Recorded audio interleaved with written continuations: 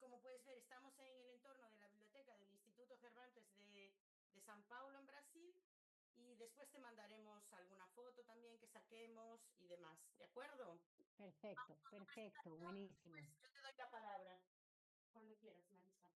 Hola a todos, bienvenidos al encuentro del Club de Libro del Instituto Cervantes de Cuyo.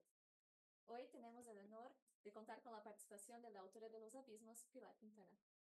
Pilar Quintana, nacida en Cali, Colombia, así como nuestra protagonista Claudia, es una de las voces literarias más importantes de Latinoamérica en la actualidad. Una narradora capaz de tratar temas del cotidiano de manera sencilla, aunque de un modo nada obvio. Trata de temas como la maternidad, el machismo y la herencia de la soledad entre las mujeres de Latinoamérica. Escritora hace más de 20 años, con libros traducidos a más de 16 lenguas, Quintana es ganadora de premios internacionales como el Premio Alfaguara de Novela y el Premio de Novela La Mar de Letras. Internacionalmente también es reconocida por obras como Coleccionistas de Polvos Raros, La Pera, que es un suceso en Brasil, y por supuesto, Los Abismos, el libro que nos conecta hoy. Pilar Quintana, fue un placer leer tu libro este mes y es un honor tenerla con nosotros hoy. Muchas gracias por aceptar participar en esta charla. Muchísimas gracias a vos por esta presentación y a todos ustedes por leer mi libro y por estar acá, que me siento muy honrada. Gracias. Bueno, Pilar, entonces ahora la palabra es tuya. Si nos quieres contar algo de Los Abismos antes de que empecemos con las preguntas, o si quieres hablarnos de algún proyecto o alguna sensación que tengas en relación a estar participando con un grupo de lectores desde Brasil. No sé si ya has participado, si es muy común. Tenemos por aquí tu libro en portugués también. Apareció por aquí en portugués, un infiltrado, ¿no? Del libro. Ya, Háblanos un poco, háblanos. bueno, no, yo estoy súper feliz de estar en Brasil. Creo que en Brasil es uno de los países donde más se leen mis libros, y Ujú. tanto La Perra como Los Abismos. Y desafortunadamente, siempre que me han invitado pasó algo, ¿no? La primera vez lo que pasó fue la pandemia. Iba a ir a Paraty y llegó la pandemia y no pude ir. Y luego, bueno, cuando me han invitado, siempre he tenido ya otros compromisos. Entonces estoy muy contenta de, así sea de manera virtual, encontrarme con algunos lectores de Brasil. Entonces lo agradezco mucho.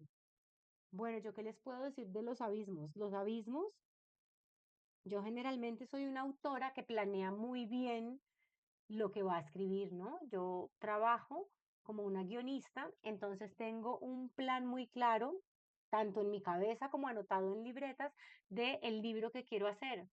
Y Los Abismos no era el libro que ustedes están leyendo. Yo quería hacer una novela gótica en el trópico, ¿no? En mi ciudad Cali hay una corriente eh, tanto literaria como cinematográfica, que se llama el gótico tropical, ¿no? Que ha sido muy desarrollado por ciertos cineastas y algún escritor de mi ciudad.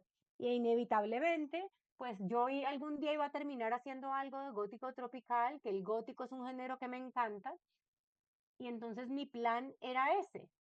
Y esta novela que yo tenía planeado escribir empezaba con una mujer que iba conduciendo su carro por una carretera estrecha, con curvas, peligrosa, que se llenaba de neblina, ¿no? Esta carretera está basada en la carretera al mar, que es una carretera en las montañas de Cali, que va de Cali a Buenaventura. Mm, la carretera existe.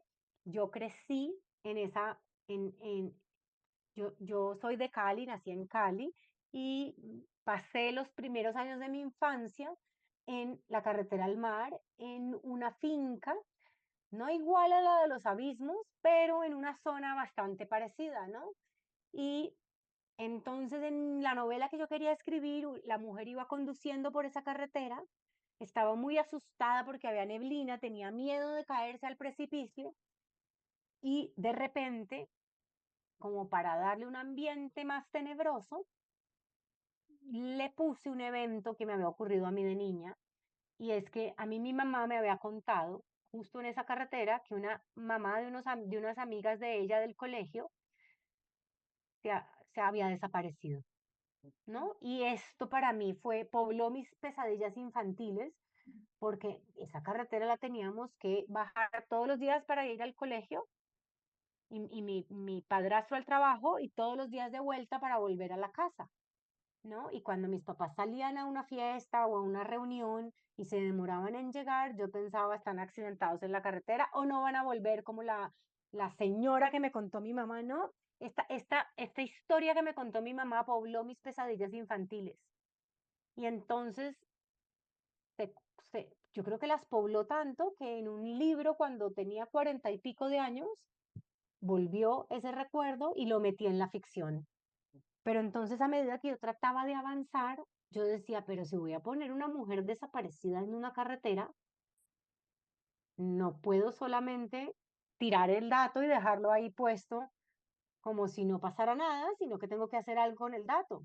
Cuando mi personaje, esta adulta que va conduciendo, oyó esta historia, la oyó en su infancia, y por qué su mamá se la contó, qué estaba pasando para que su mamá se la contara, y quién era la mamá. Y de repente me di cuenta que yo no estaba escribiendo la novela que tenía planeada en mi cabeza, ni en las libretas, sino que estaba narrando una novela sobre la infancia de este personaje. Entonces me detuve, narré esa historia, la de la infancia, me detuve, empecé a pensarla, la planeé y acepté que mi novela, aunque de repente iba a tener unos momentos góticos, pues no era la novela que yo quería contar, sino la novela que había querido ser contada. Y así nació Los Abismos, ¿no? En el momento en que descarté a la adulta y solo quedó la niña, me di cuenta de que ahí había encontrado la novela. ¿Y cuánto tardaste? Muchos años, es difícil a veces saber cuánto se tarda, ¿no? Yo, antes de La Perra, estaba escribiendo una historia que era de una niña muy pequeña, una niña de brazos todavía, cuya familia se desintegra y ella regresa a vivir con su madre a la casa de los abuelos, ¿no? Y la familia se desintegra por un episodio de violencia entre sus padres que esta niña de brazos no alcanza a comprender bien. Y yo quería contar la novela desde el punto de vista de la niña, pero me costaba mucho trabajo conseguir la voz narrativa y después de 2 años de trabajo dije, no, no logré hacer esta novela, ¿no? Y la dejé, la abandoné y luego me llegó La Perra, escribí La Perra y después de La Perra empecé a trabajar esta novela del gótico tropical y yo se la iba contando a mi esposo. Cuando la terminé le dije, oye, ya saqué del todo a la adulta y solo quedó la niña. Y me dijo, ah, hiciste la novela de la niña cuya familia se desintegra. Y ahí me di cuenta que en realidad esa novela se había gestado mucho antes, ¿no? Entonces, si contamos esos 2 años de trabajo que tiré a la basura, más los 4 años de trabajo, yo creo que me demoré más o menos 6, 7 años. Sí. No, tirar a la basura no, es un proceso, ¿no? De madurez, ¿no? Claro, es un Muchas proceso, veces pero sí, Marta, se siente en un momento como uno siente como escritor que fracasó, ¿no? Yo sentía, fracasé. Luego me di cuenta que no, que había sido un ensayo para lograr la voz narrativa de una niña, ya no de brazos, ¿no? Pero entonces, sí, no es un trabajo tirado a la basura, tenés razón. Aunque se siente así, porque son 2 años de trabajo en los que decís, ya fracasé. Pilar, te voy a pedir me preguntan por aquí si puedes explicar un poquito más qué es gótico tropical. Dijiste que es un movimiento que está en el cine, en la literatura, ¿no? Pero ¿qué características así en general tendría? Se quedaron interesados en eso. ¿Mm? Bueno, el gótico tropical hice un ensayo Vale. no solo sobre el gótico, sino sobre el gótico en relación con mi obra, un ensayo muy personal que va a salir publicado próximamente y va a estar gratuito porque lo publica la alcaldía de Bogotá, del distrito, la alcaldía distrital lo publica gratuitamente para todo el que quiera leerlo. Entonces ya le enviaré a Marta Vale. ese link para que puedan descargarlo y leer el ensayo que está más completo. Pero bueno, básicamente la gente sitúa el principio del gótico tropical en Colombia con Andrés Caicedo, que fue un autor que murió en 1976, ¿no? A los 25 años se suicidó el día en que le llegó su primera novela a la casa se suicidó, ¿no? Y Oh. Andrés Caicedo era un gran lector de Poe y él tiene historias con vampiros a las 2 de la tarde en Cali, no sé, en un bus de servicio público, en medio del calor terrible, ¿no? O en las salas de cine, él tenía un cineclub, también tiene historias con vampiros en el cineclub, en los cineclubes de Cali, ¿no? Entonces, pero yo pienso que el gótico tropical no empezó como con Andrés Caicedo, que Andrés es más bien un heredero del gótico tropical, ¿no? Otras personas sitúan el comienzo del gótico tropical no en Cali. En Cali se desarrolló muy abundantemente, ¿no? Pero dicen que empezó con Álvaro Mutis. Álvaro Mutis estaba conversando con, ¿por qué se me olvida el nombre de este cineasta español, Dios mío? Con Buñuel, estaba hablando con Buñuel y estaban discutiendo el gótico. Y Buñuel, europeo, decía que el gótico necesitaba el clima frío, que, que para hacer la atmósfera del gótico era necesario que ocurriera en clima frío. Y Álvaro Mutis le dijo, eso no es verdad y se lo voy a demostrar. Volvamos a hablar en 15 días. Y en 15 días regresó con una historia que es, algunos lo llaman un cuento, yo creo que es un cuento, pero podría ser una novela brevísima que se llama La mansión de Araucaíma, no sé si se la han leído, y es una historia que transcurre cerca del Valle del Cauca, donde se asienta Cali, en unas haciendas en la región de las haciendas cafeteras, y transcurre a falta de castillos en el trópico, en una hacienda cafetera, ¿no? Donde viven unos personajes muy extraños, un pederasta, que es un personaje recurrente en el gótico, ¿no? Una, una mujer fatal, que es otro personaje recurrente del gótico, ¿no? Y ¿no? Un homosexual reprimido, y de repente llega una mujer jovencita, como una damisela en peligro, una inocente jovencita, que también es un personaje del gótico, ¿no? Y bueno, esto es lo que detona la historia. Pueden leerla, la mansión de Araucaíma, y entonces algunos sitúan el comienzo del gótico tropical en ese cuento de Álvaro Mutis, que es anterior a Andrés Caicedo. A mí me parece, sin embargo, que el gótico tropical tiene un origen muy anterior y que lo podemos ver en María, la gran novela canónica del romanticismo en Colombia de Jorge Isaacs, ¿no? Que se sitúa en el Valle del Cauca, en una hacienda del Valle del Cauca, a media hora de Cali, mi ciudad, ¿no? Él era caleño, Jorge Isaacs, y esta novela es una novela donde generalmente se resalta como la belleza, la exuberancia, lo selvático de la atmósfera, pero en esa novela, desde el principio, todo es magnífico y todo es verde y todo es luminoso, pero hay una ave negra desde el principio. Y esa ave negra es un elemento del gótico, ¿no? Y la novela se torna oscura cuando Efraín, el protagonista, regresa de Londres en una carrera contra el tiempo porque María, su prometida, que es su prima, en el gótico también las relaciones incestuosas siempre están muy presentes, ¿no? Porque María está muriendo y quiere llegar a encontrarla con vida, ¿no? Y entonces atraviesa el Pacífico colombiano, él llega por barco a Buenaventura,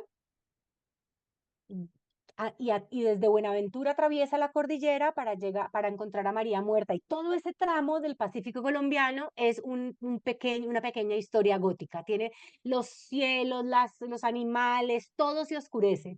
Entonces yo creo que ahí está el origen del gótico tropical, ¿no? Y luego, bueno, hubo en la época de Andrés Caicedo un grupo que se denomina el Grupo de Cali. También lo llaman Caliwood, porque hicieron literatura, pero sobre todo cine. Y hay varias películas de Carlos Mayolo y de Luis Ospina con temas vampíricos, de monstruos, de pederastas, ¿no? Novelas, historias muy góticas en el cine de los años 60 y 70. O sea, ¿y hay algún libro que relate esto o esto es una intuición tuya? Porque tú decías, para mí empieza antes, ¿no hay algún libro? Claro, yo creo que esto apenas lo Es estamos muy pronto. empezando. Claro, Es está muy pronto, ¿no? Yo no conozco ensayos sobre el gótico tropical, conozco este que escribí yo, que es un ensayo muy personal, ¿no? Y he visto como, no sé, en una novela de Andrés Caicedo dice la novela inaugural del gótico. Y yo vi eso y escribí un ensayo porque me parecía que ese no era el inicio del gótico, ¿no? Creo que es algo que apenas está gestándose y lo vemos, ¿no? En las autoras latinoamericanas sobre todo, pero también en algunos autores de mi generación. Es un género al que ya le estamos poniendo nombre, ¿no? Algunos lo llaman el gótico andino, que es un gótico de clima frío pero tropical, ¿no? Hay gótico de tierra caliente, pero el gótico andino y el gótico de tierra caliente, ambos se articulan dentro del gótico tropical, que es el gótico que made in South America. Ya nos abriste aquí el gusto por buscar más cosas. Gracias, Pilar. Y vamos a empezar entonces, si te parece bien, con preguntas para que nos sigas contando cosas y agradecimientos por habernos brindado este libro, por supuesto, que nos ha hecho pensar, que nos ha hecho vibrar, que nos ha hecho emocionarnos, por supuesto. ¿Y quién quiere empezar? Teodora, venga, Teodora. Hola Pilar, me encantó tu libro, soy yo, Teodora. Yo lo leí la primera vez de un tirón y cuando terminé me quedé perpleja. Digo, caramba, ¿dónde están los abismos? Voy a buscarlos. Y volví a leerlo con más cuidado y empecé a encontrarlos, todos los abismos y muchos más.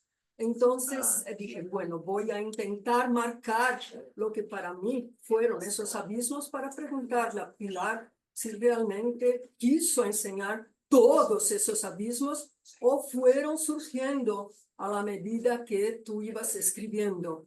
Entonces, lo primero que me llamó la atención fue incluso la primera página, ¿no? Que dice, que habla de la escalera y de la casa. Digo, wow, yo viviendo en una casa de este tipo, con una escalera también llena de huecos, con millones de plantas abajo, la selva, yo sentiría vértigo. Realmente es un abismo, ¿no? Entonces empieza ahí y después se van narrando todos los otros abismos y es muy interesante porque al final de la novela tú terminas en la misma escalera. Entonces para mí es como una novela circular que va andando, andando, andando, crece, hay una explosión de emociones y al final terminas en la escalera, pero de una manera impresionante. Yo me quedé, wow, ¿qué haría yo en esa escalera si fuera Claudia, la niña? Yo creo que tiraría la madre. Entonces, Ay, qué mala, ¿verdad? Es que Teodora es española también, ¿eh? Es un detalle importante. Sí, en España matamos a todos, ¿no? Si el niño no quiere hacer alguna cosa, decimos, te voy a matar. Es la primera expresión que sale, ¿no? De la madre. Entonces, la última página, lo que dices de la escalera, es tremendo. Lo voy a leer porque lo anoté aquí. La escalera desnuda a mis pies, eso lo dice la niña Claudia, con los tablones y los tubos de acero negro, se me hizo más abismal que el precipicio de la finca, más escarbada y terrible. Entonces, después que ves el abismo de la finca y la niña lo compara, que es más abismal y más terrible, dices, wow, aquí es el final. Pero, ¿no? De una manera también muy especial, tú vuelves y dices, no, no, calma, no se va a matar, la niña no va a matar a su madre y la madre no se va a tirar de la escalera. ¿Por qué? A ver si es verdad, la pregunta es esta, porque dice así, La selva despertó. A pesar de mi mamá, se hizo una fiesta. A pesar de mi mamá, que estaba en la cama acostada, la selva despertó y se hizo una fiesta.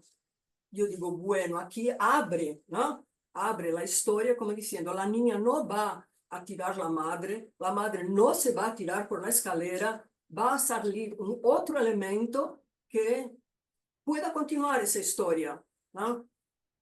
Esa es la impresión. Entonces fue un final bastante impactante para mí. ¿Has querido dejar ese final abierto o fue plan de la novela gótica?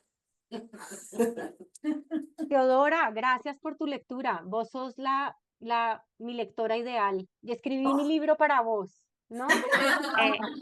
De verdad, o sea, me leíste como yo, leíste la novela como yo quería que fuera leída, ¿no? Con esos exactos, con ese detalle con que la leíste, ¿no? Esa circularidad de empezar con la escalera, cerrar con la escalera, ¿no? Dejar el final abierto, como la vida. A mí se me ha reprochado mucho mis finales de mis novelas y entonces yo siempre les digo a mis lectores, si a ustedes les gustan los finales cerrados, no, no les recomiendo leerme, ¿no? Porque todos mis finales van a ser abiertos. Hay una solución al conflicto que se plantea, lo hay porque yo creo que, y Teodora misma lo dijo, ¿no? Que la niña tiraría a esa mamá por la escalera. Y si vemos, al principio es una niña que solo busca el amor de su madre y al final dice, yo quiero que ya se mate, ¿no? Que se muera de una vez esta señora. Ahí ha habido un rompimiento. Entonces sí hubo una solución del conflicto, sí pasó algo en la niña, pero en la vida las historias no terminan. Las historias no terminan cuando yo me muero, siguen, ¿no? Termina la mía, pero continúan las de los demás. Ajá. Entonces, a mí, yo creo que como latinoamericanos, herederos de las telenovelas, nos gustan los finales cerrados y creemos que un final cerrado es cuando los personajes al final en la iglesia se dan un beso y todos sabemos que eso no es ningún final, sino el comienzo de una historia quizás mucho más interesante que la previa, ¿no? Entonces, a mí me gusta de no cerrar las historias y supongo que estoy en franca rebeldía con mi herencia latinoamericana telenovelística. Fueron felices y comieron perdices. Cuando se ha leído el libro, es tanto este como La perra afuera de Colombia, no en Latinoamérica, sino en Europa. A veces me han dicho que yo, ¿por qué, siendo una escritora sudamericana, no trato la violencia? Y yo, ¿cómo que no trato la violencia, no? Lo que pasa es que, claro, al escritor sudamericano se le exige que cuente su realidad, porque quizás, no sé, los señores del boom lo hicieron, entonces se espera que sigamos, ¿no? Ese es el lugar del escritor latinoamericano. Entonces, siempre yo digo que claro que sí narro la violencia, si bien la violencia política está apenas nombrada en mis libros, pero sí que está la violencia más íntima, ¿no? La violencia más callada y sutil dentro de las casas. Y creo que en este libro, para retomar un poco lo que decía Teodora sobre los abismos, un gran abismo es el abismo dentro de la familia, ¿no? Como, no sé, a veces en Colombia y yo supongo que en Brasil podrá ser parecido porque pues somos herederos de una misma tradición más o menos. em, Tenemos fama de que hablamos mucho y nos decimos todo y somos honestos, ¿verdad? Pero muchas veces callamos lo más importante, ¿no? Y en las familias pasan cosas terribles y no están dichas. Y ese es un abismo súper hondo que tenemos en nuestras familias latinoamericanas y que yo intenté poner ahí en los abismos, ¿no? Creo que ahí Ana Paula estaba hablando un poco de eso. Y también quisiera nombrar otra violencia que es una violencia que les pasa a los hombres, pero yo creo que también es una violencia a veces muy de las mujeres y es la violencia vuelta hacia adentro, ¿no? Estoy infeliz con mi entorno y la violencia se vuelve hacia adentro y se convierte en depresión. Estoy a oscuras en mi cuarto, no me lanzo a la vida, estoy con un hueco, un abismo profundo interior, ¿no? Bien, entonces, hay una pregunta de una persona que no está aquí y te la voy a hacer porque tiene relación con lo que ya ellas empezaron comentándote. Y la pregunta es, ¿constituyen los abismos la incapacidad de los personajes de no evolucionar personalmente, de no trabajar o ver sus propios abismos y sucumbir a ellos? Y ahí esta persona dice, durante la lectura sentí los abismos, como si en cada capítulo, y es un poco lo que estabas comentando, los personajes se ahogaran más en sus dramas personales. ¿Esto ha sido buscado o te salió naturalmente en el conjunto de la obra? Y ahí, bueno, en el libro, en la página 230, ¿no? Hay un fragmento, pero tú ya sabes, ¿no? Sobre, si quieres lo leo, que era un Dale. poco, ¿sí? Dice así, entonces el abismo, como no lograba hacer que me lanzara ni podía devorarme, se me metía por los ojos, una cosa deliciosa y horrible, una bolita saltarina en la barriga y una náusea asquerosa y pestilente, hasta quedar bien sepultado dentro de mí. Sí. Yo nací en 1972 y pertenezco a una generación de padres que pensaban que si daban demasiado amor a sus hijos, los iban a malcriar. A los hijos había que pegarles porque pegarles iba a forjar el carácter, ¿no? Y era una generación de padres que no se miraba al espejo ni iba a terapia. Mi padre, que tiene 91 años y es médico, hoy en día me cuenta sus problemas y le digo yo, oye, ¿por qué no vas al psicólogo? Y me dice, ¿yo acaso estoy loco? Un profesional de la salud piensa, ¿no? Que ir al psicólogo significa estar loco, ¿verdad? Y esa es la generación a la que pertenecen mis padres. Y yo creo que esta novela cuenta cómo fue crecer con unos padres capaces de trabajar sus emociones, de mirar sus emociones, ¿no? De decir, ahí lo que hice lo hice mal, estuve errado, ¿no? Eran unas crianzas todavía muy verticales, donde había poco autorreconocimiento, poca búsqueda interior. Y creo que habla de una soledad que está muy presente en, en las crianzas de mi generación, ¿no? Los niños de mi generación muchas veces crecimos emocionalmente abandonados porque nuestros padres no eran capaces de hacerse cargo de sus propias emociones, menos iban a poder cargar con las emociones de unos niños, ¿no? Sí. Listo. Sí, ¿puedo? Sí. Sí, Pilar, soy Estela. Estoy contenta por saber que las otras personas han ido por el camino que yo fui, de los abismos personales. Estas cuestiones que nos vienen desde de niños, que no tenemos respuestas, que solo cuando estamos adultos é que vamos a compreender certas situações que se passaram em nossa casa. E sabemos que algo há, pero não sabemos qué porque não compreendemos.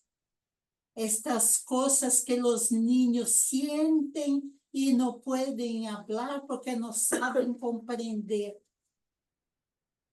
Y estoy contenta por ver que la mayoría de aquí han quedado por este lado también. Yo pensé que fuera alguna cosa personal mía, pero no es así, por lo visto. Estas cuestiones infantiles que yo sentí, que creo que todos sintieron.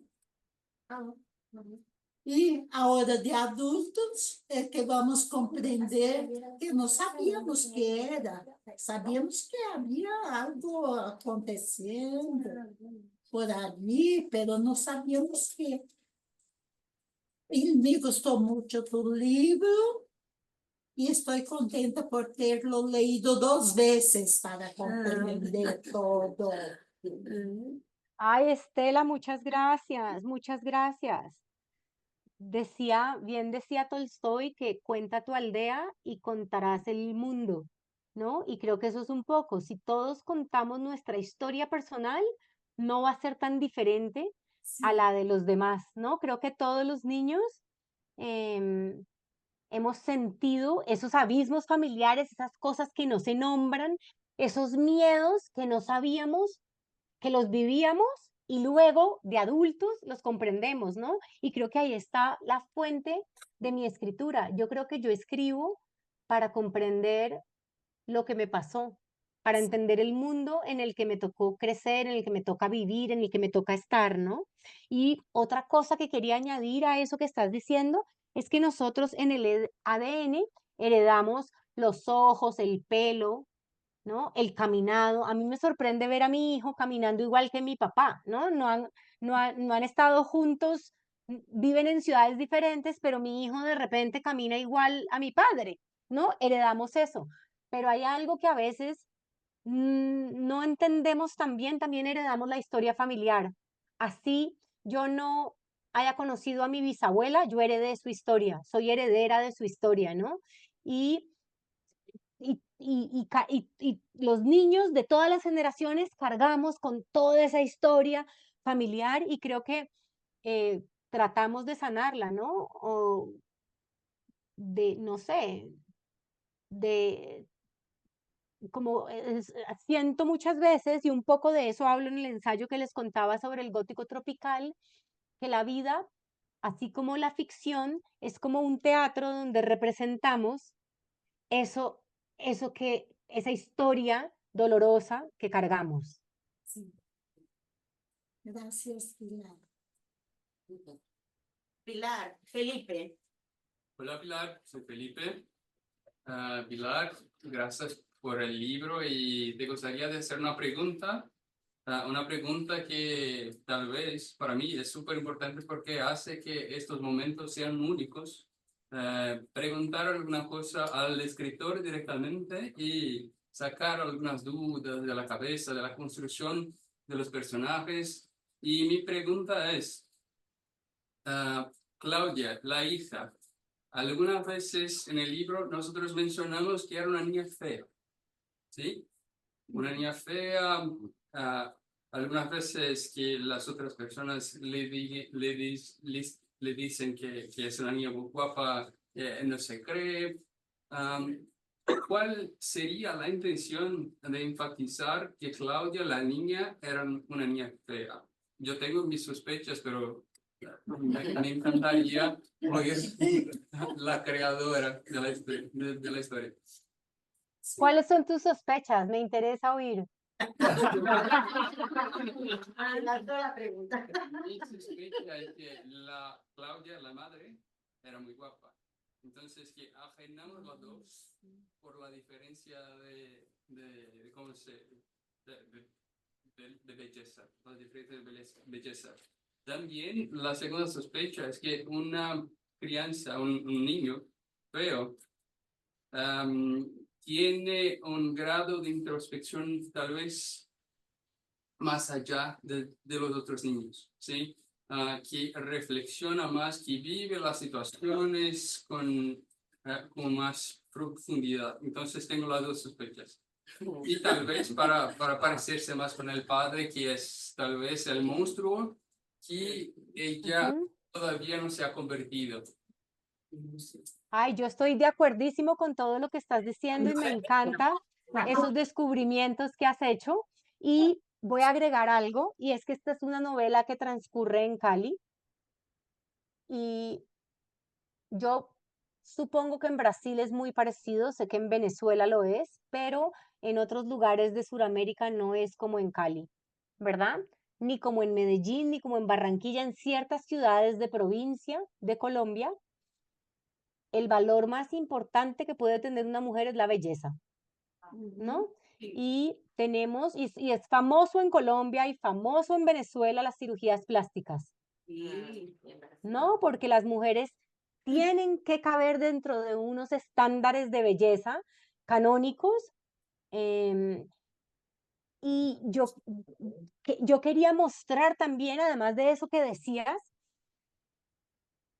cómo puede ser crecer para una niña que no se ajusta al ideal de belleza de las niñas ni de las mujeres de su ciudad, en una ciudad que le exige a las mujeres ser hermosas, ¿no?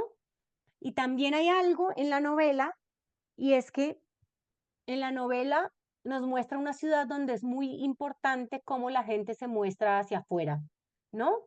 Todo el mundo está perfecto, nadie habla de lo terrible que la está pasando hacia afuera. Y quería un poco mostrar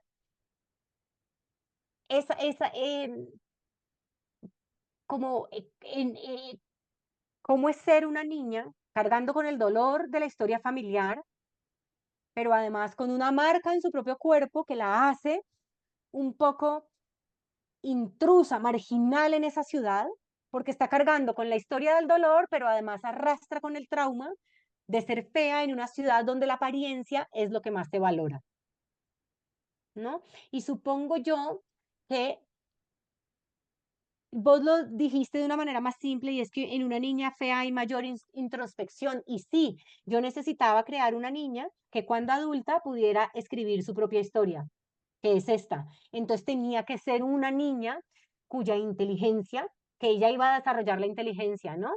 No digo yo que las mujeres bonitas no desarrollen su inteligencia, pero supongo que cuando sos bonita y tenés el valor máximo al que puede aspirar una mujer, no te vas a preocupar por cultivar tanto como una niña fea sí tiene que cultivarse porque va a tener que sobrevivir en el mundo por sí misma, ¿no? Ujú. Gracias. Muchas gracias. No, gracias a vos. ¿Más? Alfredo. Ay, denme un segundito, Sí. que me llegó visita.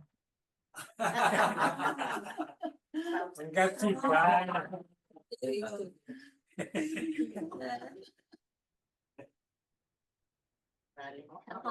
Hola, es que tengo un cachorrito muy bebé que se acaba de despertar, entonces se los presento, se llama Rayo. No es novedad, Pilar? Ya otras escritoras ya nos presentaron a sus animales. María Oruña nos presentó a Bien. un perro, ¿recordás? Sí. También Bien. participó. Entonces estamos muy habituados, ¿eh? Sí. Es natural. Puedes ahí quedarte con él. Vale, Alfredo. Pilar, Claudia Madre en el libro analiza varias muertes y a pesar de las opiniones que dicen que fueron accidentes, siempre escoge la hipótesis de que las personas realmente querían morir. ¿Cuál es tu opinión sobre esto? Bueno, yo creo más en las opiniones de ustedes que en la mía, pero les voy a contar como escritora por qué incluí eso, ¿no? Esta era una historia de gótico tropical, es decir, de terror, ¿verdad? Y imagínense qué terrorífico tiene que ser para una niña. Además, es una historia sobre los miedos infantiles. Oír a su madre constantemente decir, ay, ella se suicidó, ay, ella se suicidó, ella también se suicidó. Es una niña que está pensando, mi mamá, porque tiene la idea fija del suicidio. ¿Será que mi mamá quiere matarse?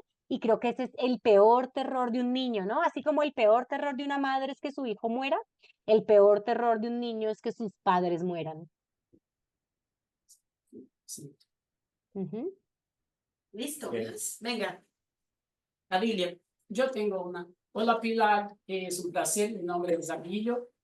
Una cosa, una pasaje de su obra, de su novela que me llamó la atención fue la parte de la aventura de la madre con el marido de la tía, que me pareció muy feminista, porque su padre no finaliza el matrimonio, el padre no te pegas, sabes que es una cosa muy, en Latinoamérica siempre que se pasa eso, es tema de la muerte. En Brasil, por ejemplo, es un país que más se mata mujeres por temas de aventuras fuera de matrimonio. Entonces me pareció una cosa muy interesante a decir, una cosa incluso de la naturaleza. humana que podemos tener la aventura dentro del matrimonio, cosas se pasan, más que la vida continúa. Entonces se habla mucho de muerte, porque para mí fue, yo cuando hablaba de muerte, hay una aventura, fue, van a matar, van a matar, van a matar, estaba fijo, y tú me causó una impresión contraria, ¿no? Entonces, él no ha hecho nada y me pareció muy interesante y muy feminista y me llamó la atención. ¿Tenía la intención de eso o se salió naturalmente?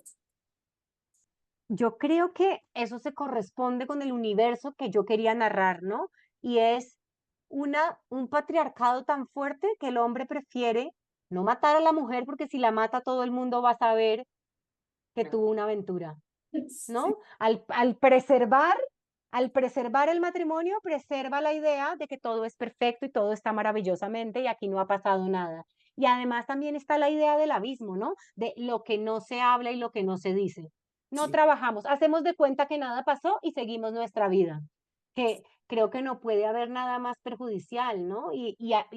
Pues como decía al principio o hace un rato, así fue como crecimos en los 80 en Cali, como mi generación, ¿no? Una generación de conflictos irresueltos, de los problemas se barrían debajo del tapete, de la alfombra. Ujú. Perfecto, muchas gracias, Pilar. Encantado. ¿Más? Débora. Hola, soy Débora. Hola. Mi pregunta es sobre la muñeca, porque cuando la tía vuelve del viaje a Europa, se trae una muñeca muy linda, que a la niña le encanta, y entonces cuando ellos están en la finca y ella se quiere ir, se quiere ir, se quiere ir, ella dice a los papás que la muñeca quería morirse, entonces la muñeca se tiró por el abismo.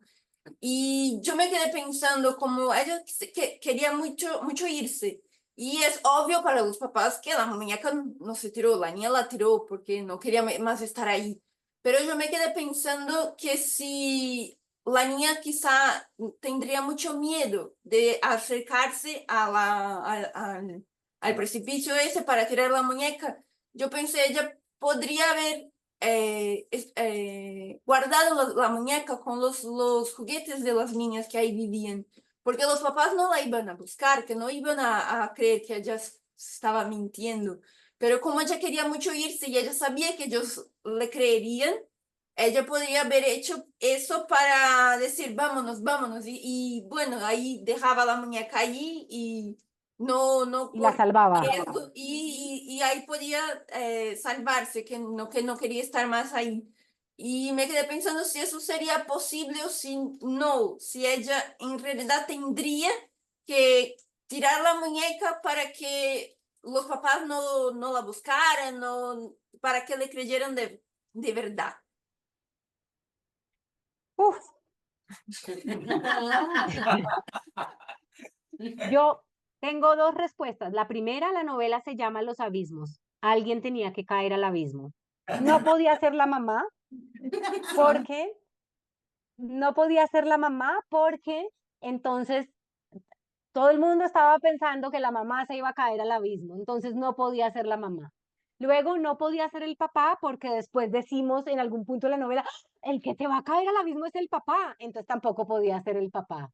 Tenía que caer ahí y no podía ser la niña porque se termina la novela si se caía la niña, porque no era posible, es una narradora adulta contando su historia de niña, entonces sabemos que la niña no cayó al abismo. Entonces, ya no había más personajes, tenía que ser la muñeca la que caía, ¿no? Y yo tenía que darle eso al lector, ¿verdad? Tenía que dárselo porque si no el lector iba a estar furioso porque alguien tenía que caer al abismo. Ahora, claro, Claudia pudo haber hecho eso, pero yo también siento que Claudia tenía que hacer un sacrificio verdadero para, para lograr su cometido. Si ella no hacía el sacrificio verdadero, tal vez no habría sido creída, no le habrían creído, ¿no? Sí. Entonces, nada, eso. Pero qué buena solución. Ahora, en un taller de escritura creativa, si estuvieras haciendo los abismos y yo soy la profesora y me decís que pienso que la niña puede no tirar la muñeca, sino guardarla para... Yo te hubiera dicho, no, no, no, no, no, hay que matar a la muñeca. ¿Más? Sí, bueno, una No, cosa. espera, Alfredo, Ah, espera. ok. Primero que todo el mundo haga una pregunta y después repetimos. No, Pilar, yo soy Luis, soy el bibliotecario del Instituto Cervantes aquí de San Pablo y en realidad yo en una de las idas a Colombia me había oído el audiolibro que está en la biblioteca del Instituto Cervantes, en la biblioteca electrónica y me encantó el audiolibro. Y entonces en una de las idas a Colombia fui a una librería y compré 3 de tus libros. La perra, los abismos y algún otro, creo, los polvos, alguna cosa. Y cuando Marta me dijo que iba a poner tu novela en el club del libro, me encantó porque es una novela fantástica. Y yo quería decirte 2 cosas. Una es en relación al Viruñas y a esa parte de los mitos, de los mitos que son muy colombianos.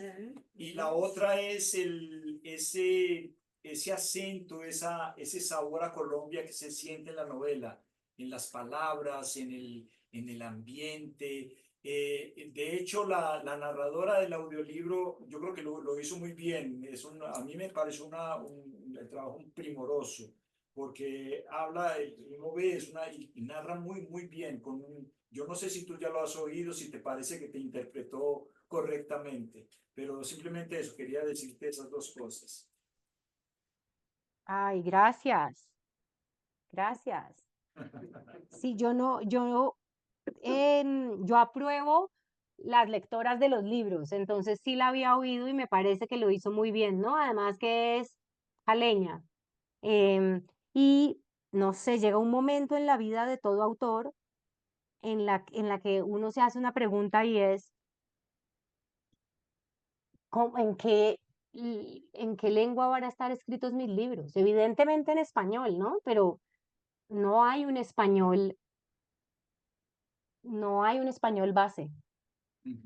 No, no sé, estamos acostumbrados a leer en Latinoamérica, en la parte que se habla de español en Latinoamérica, estuvimos muy acostumbrados siempre a leer las traducciones de los libros en español de España, ¿no?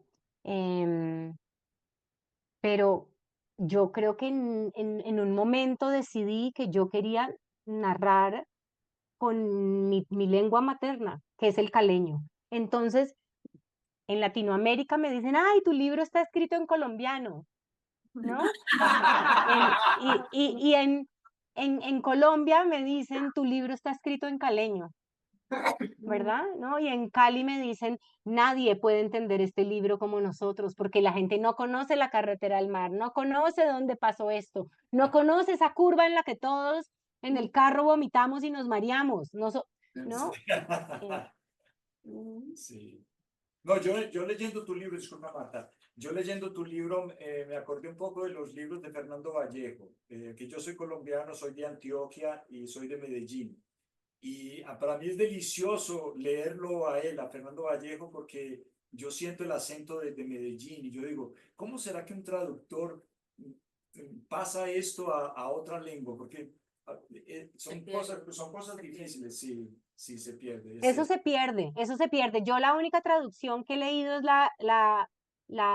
al inglés, porque es el único idioma que leo, y está muy bien traducido porque la traductora es sureña. Entonces ella lo puso como si tendríamos un equivalente entre el sur de Estados Unidos y Cali, pues eso es lo más parecido, ¿no? Cali es lo más parecido al sur, una zona negra con grandes cultivos, haciendas, ¿no? Es parecido. Entonces a mí me parece que ella logró, por ejemplo, en La Perra y en Los Abismos, hacer algo que se parece al original, pero yo creo que entre más distancia hay con la lengua, más se pierde eso. Por eso es muy rico poder leer las obras en el idioma original, ¿no? A mí, yo concibo la literatura, los libros, la escritura como un viaje. A mí me gusta que los libros me lleven a vivir a otro lugar. escaparme de mi mundo y meterme a otro lugar. Esa es la magia para mí de los libros. Y creo que eso pretendo lograr con los míos, que las personas se vayan del mundo y se metan a vivir al mío. Entonces, les quiero poner paisajes, olores, sabores, colores, pero también la lengua, ¿no? El acento. Ujú. Sí. Pedro, Olivia después. Soy Pedro, yo leí también 2 veces el libro. En la segunda vez un poco más despacito porque yo en verdad entré en la historia como si yo fuera Claudita. En muchas pasajes del libro me llamó la atención y una de ellas es que Claudia, la madre, dijo que su marido, ¿no? Habló para Claudita que solo pensaba en trabajar. Esto está en la página 55. Y esto pasó en mi vida también. Mi padre solo pensaba eso, trabajar.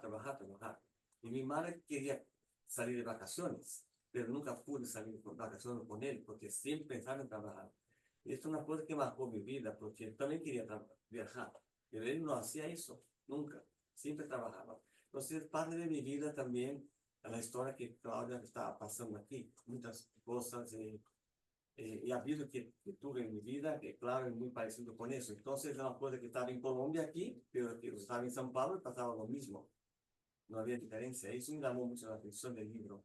Por eso he utilizado en toda Latinoamérica, porque hay cosas que pasan en nuestras vidas, en los años 80 también, como esto. Eso me llamó la atención del libro. Me gustó mucho, me encantó. Sí, hay una canción de un grupo chileno de los años 80 que se llama Los Prisioneros, que dice, Latinoamérica es un pueblo al sur de Estados Unidos. Y sí, pues somos un pueblo al sur de Estados Unidos. Pero, y quería decir algo que me gusta mucho, Pedro, lo que estás diciendo, porque cuando hablamos de los abismos de este libro, siempre hacemos mucho hincapié en el lugar de la mujer en la sociedad, ¿no? Y en cómo tenemos un lugar y unas ataduras y tenemos que jugar un papel. Pero aquí también lo ha señalado muy bien, el hombre dentro de ese patriarcado también cumple un papel y tiene que ceñirse a ese papel, ¿no? Y aquí estamos en una familia tradicional con padres que siguen esos roles tradicionales y que la madre intenta, el padre ni lo intenta escapar, ¿no? Pero la madre sí la vemos que está intentando escapar y no lo consigue. Ujú. Todo con mi madre. Eso es. Igual. Es capaz. Olivia. Sí, Pilar, yo soy Olivia. Me encantó de más su libro, por todo. Pero como el amigo había dicho ahora, cuando terminé el libro, yo tendría una duda muy grande que parecía para mí que todo se pasara solamente en la cabeza de Claudia, que no era, porque yo estoy de acuerdo que son demás de eventos, de cosas, ¿no? De acontecimientos aquí que se pasa para que todo esté en la cabeza de una niña. Pero cuando terminé el libro tenía una idea así, que todo era de la cabeza de Claudia. Y todo seguía su crecimiento y su vivencia en el grupo familiar. Todo lo ocurrido desde niña hasta ahora, ¿no? Que yo creo que tiene más años, está más grande. Entonces, que todo eso era de su vida solamente. Que ella había creado una madre, un padre, los amigos, ¿no? En su cabeza, como ella quería que ellos hiciesen, ¿no? Durante la historia. Esto, ¿no? Si estás también de acuerdo con esta visión, una pregunta. Y la otra, de los personajes todos que tenemos, si hay algún que te gusta más o si te identificas más con algún o algunos personajes, ¿no? De la historia, que tiene algo de ti, ¿no? Dentro, o si no, si todos tienen, por supuesto que todos tienen un poco de ti, pero lo que tiene más. Ujú. Bueno, me encantan las dos preguntas. Yo creo que sí, yo creo que todo está en la cabeza de Claudia en la medida en que todo está dentro de nuestra cabeza, ¿no? Cuando uno hace terapia de adulto y explica el mundo infantil, no importa si eso pasó objetivamente así o no, lo que importa es cómo yo lo viví, ¿no? Y solo si lo cuento como yo lo viví y le doy la importancia que merece a ese, como yo creo que lo viví, como yo siento que lo viví, solo así lo puedo sanar. Y yo también estoy con vos en que Claudia, la narradora, no es Claudia la protagonista. Hay una Claudia que es la protagonista, que es una niña de entre 7 y 9 años a la que le están pasando los hechos. Pero hay otra Claudia que es la narradora que intuimos que es una mujer más grande y yo quiero intuir que ella puede mirar a su pasado de esa manera porque lo ha superado, ¿no? Porque de alguna manera hizo terapia o porque está haciendo terapia a través de esta narración. Eso es lo que yo intuyo de Claudia, ¿no? Y sobre qué personajes, cuál es mi personaje favorito, yo tengo un placer culposo por el personaje de Gonzalo, ¿no? Me encanta Gonzalo porque es un Latin lover ridículo, ¿no? Que hace pesas, que se hace el blower, ¿no?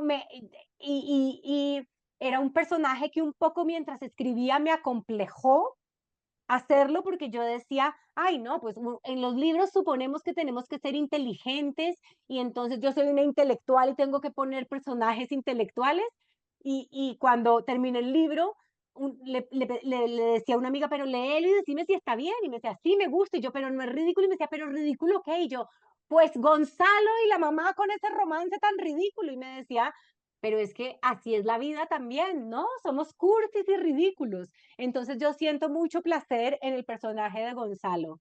Y ahora que he estado escribiendo el guión de la película, me divertí tanto haciendo Gonzalo y además les tengo una confesión, el Gonzalo de la película va a ser obviamente brasileño, ¿no? El Latin lover completo, ¿no?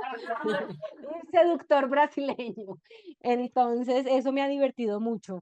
Y evidentemente, esa es una pregunta sobre con qué personaje me identifico o cuál personaje yo sería dentro de la narración. Y mi respuesta siempre es que yo soy todos los personajes, ¿no? Porque los tengo adentro y viven dentro de mí. Ahora, pero claramente, em, si yo tendría que decir, bueno, ¿cuál personaje soy yo? Soy, soy, soy Claudia, evidentemente, ¿no? Es una niña que nació en una familia no igual a la mía, pero más o menos parecida a la mía. Va todo el mundo que es que la lee en Cali me dice, pero Claudia va a tu colegio. Y yo, sí, Claudia va a mi mismo colegio, ¿no? Es el mismo colegio. Entonces yo supongo que me puedo identificar mucho con Claudia. Sí, bien. ¿Alguien más que no haya hecho una pregunta? Hola Pilar, soy Marisa. Y bueno, yo tengo una pregunta acerca de la tradición, porque yo leí primero cuando lanzó en Brasil y en la primera vez que yo leí, yo percibí que Jorge, el padre, llama a Claudia la madre, yo creo que unas 2 o 3 veces en el libro, en la traducción de minha filha, literalmente como mi hija.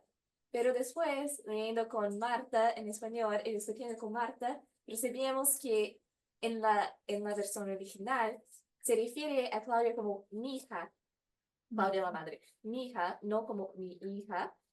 Entonces estábamos discutiendo si tiene esta connotación, porque cuando yo leí en portugués, yo entendí que llamaba mi hija, mi filha, también como para resaltar esta diferencia de edad, el abismo que existe entre los dos y momentos diferentes de vida, de cosas así, o si no, si en lo original mi hija no tiene esta connotación, no era esta intención. Uy, es que es tan difícil la palabra mija en español porque literalmente es mi hija, ¿no? Es una contracción de mi hija, pero nosotros le decimos mi hija. Cuando yo estoy hablando con una amiga, le digo, no, mi hija, no, eso no, ¿no? es una palabra que utilizamos en el habla cotidiana para referirnos al amigo, a mi esposo, a mi hijo, yo le puedo decir mi hijo a todo el mundo, ¿no?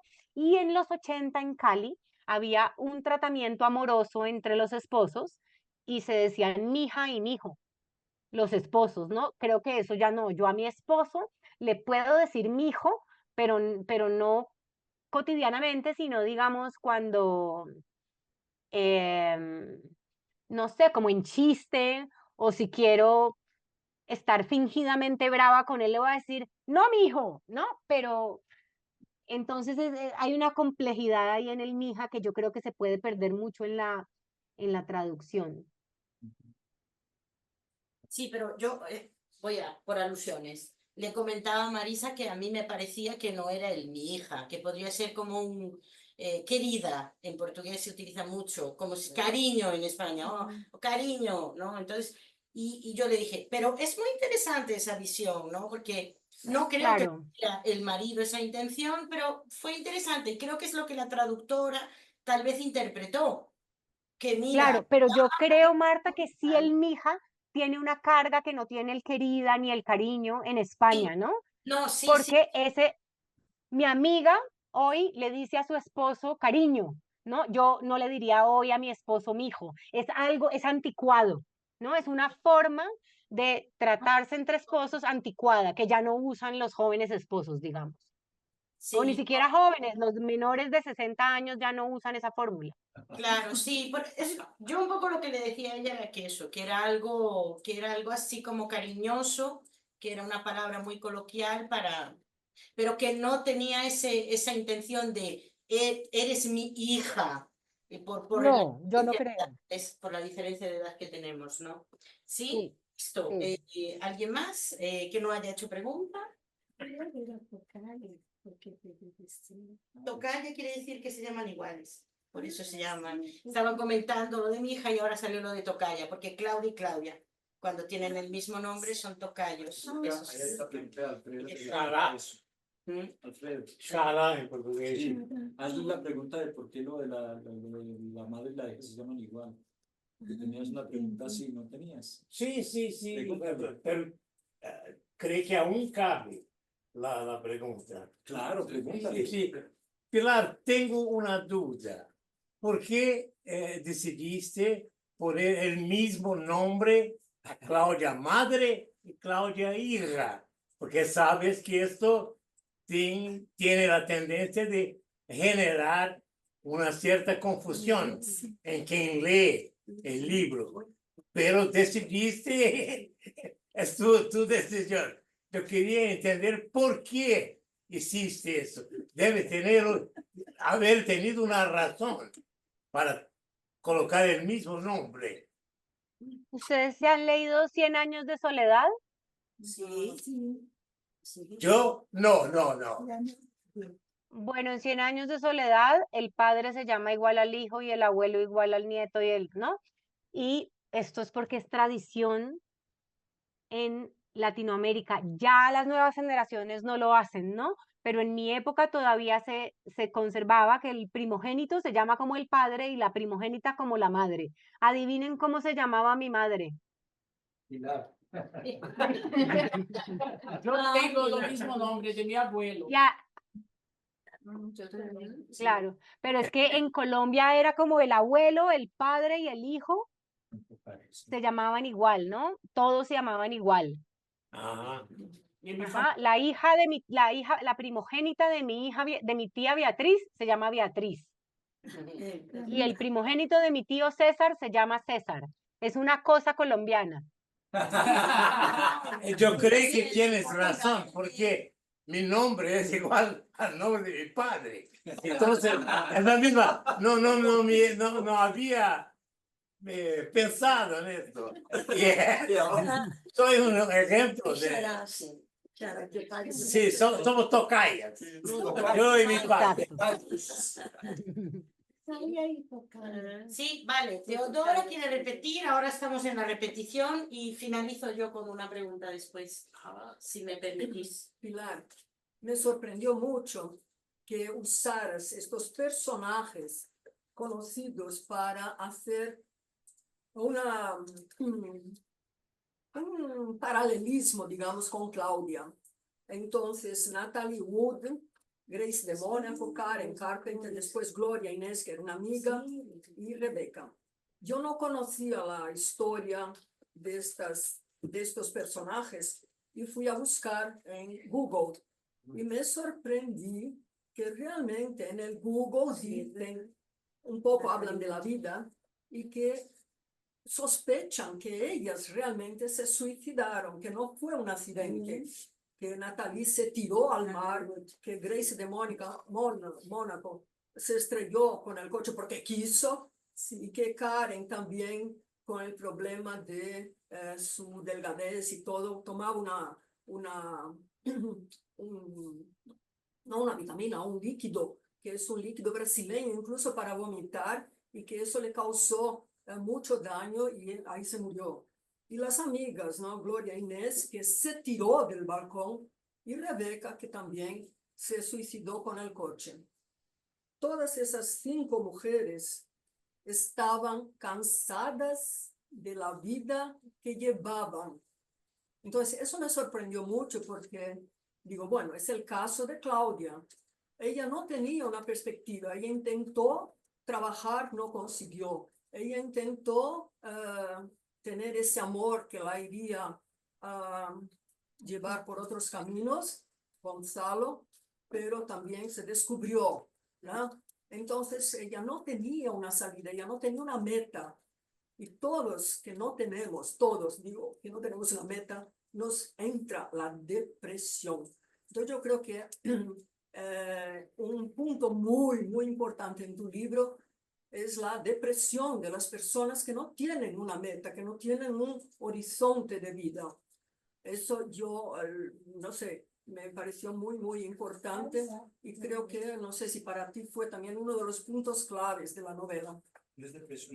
Lo fue y fue como un poco, nosotros como hijos nos pasamos juzgando a los padres, ¿no? Y creo que esta fue mi novela, fue una forma de mirar a mi infancia, pero también de mirar a la generación de mujeres de mi madre y por fin entenderlas, ¿no? Por fin verlas, ya no como mamás y exigirles que fueran perfectas, sino verlas como mujeres con unas vidas más duras que las nuestras, ¿no? Fueron mujeres que pertenecían a una generación donde no podían decidir si querían tener hijos o no.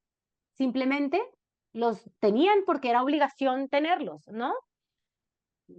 Em, y, y creo que eran mujeres que no podían salir al mundo. Digamos que en la generación de mi mamá ya las mujeres podían ir a la universidad, pero en una ciudad conservadora como Cali, em, si lo hacían, estaba mal visto que fueran muy ambiciosas profesionalmente, porque su lugar debía su lugar principal seguía siendo la familia, ser madres y esposas, ¿no? Y digamos que aun cuando tuvieran carreras ambiciosas, ganaban menos que los hombres y difícilmente lograban sostenerse, ¿no? Entonces eran mujeres que estaban atrapadas en en su vida y era muy difícil escapar de esa vida porque no tenían la independencia económica. Y yo creo que en los 80, las personas mayores acá se acordarán, había un tipo de mujer que era vista como sexy y era una mujer como en pijama, con un trago de whisky y un poco despeinada, o con pastillas en el cajón de la mesita de noche. Y era visto como una mujer, ¿no? Sexy. Ahora, esta mujer en pijama, sin arreglarse, con un trago de whisky en la mano, pues es una mujer deprimida, ¿no? No se bañó en todo el día porque está deprimida y está bebiendo porque se está automedicando. ¿Verdad? Y creo que para mí fue muy iluminador volver la vista atrás para ver cómo estas mujeres venían de entornos muy que no podían desarrollarse como independientemente y muchas veces la única salida posible era la muerte.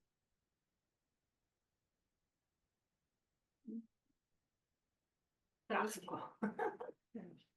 Pero, listo, vale. Podemos cerrar con una pregunta que en realidad más que una pregunta, hace unos años yo hice un estudio sobre el silencio y leí de un escritor argentino, Luis Cruz, que él decía que el silencio posee su propia osamenta, sus laberintos y sus contradicciones. Y yo reflexionaba así, que si esto realmente fuera verdad, el lector estaría casi ante un ente con su propio devenir.